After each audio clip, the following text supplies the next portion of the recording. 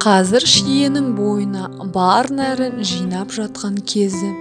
Осы кезде оның жапырағын шипа ретінде пайдалануға болатынын көп адам біле бермейді. Шиенің емдік қасиеті ежелден белгілі. Халықтық медицинада оны тәбетті ашып, ас қорыту жүйесінің жұмысын жақсартуға қолданады. Жемістің негізгі қасиеті ағзаның жалпы қабынуын төмендетіп, зақымданған органдар жұмысын қалыпқа келтіруге септігін тигізеді. Шие сөлі артық салмақты адамдардан қан қысымы мен тыныс алуын реттейді. Биологтардың мәліметі бойынша шие шырыны немесе тосабы зәр шығару жүйесінің жұмысын реттейді.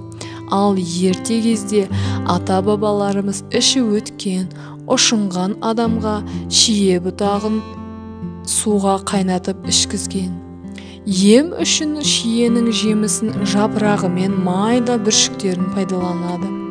Шиенің құрамында қант, эфир майлары, А, В, С витаминдері, лимон және алма қышқылдары, мыс бар. Халық медицинада шиеден жасалған дәрілерді қақырық түсіретін, тамаққа тәбет шаптыратын, несеп айдайтын дермек ретінде пайдаланады. Осы қасиеттеріне байланысты бұл өсімдік бүйрекке және қуыққа тас байланғанда, бүйрек пен бронх қабынғанда, дененің ыстығы көтерілгенде, тоқ ішек түйіліп ауырғанда қолданады.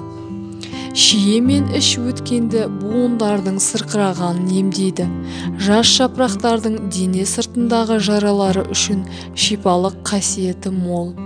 Шиенің пісіп тұрған жемістерінің сабақтарын қуық қабынғанда, бүйрекке тас байланғанда, іш өткенде шемен ауруына пайдаланады.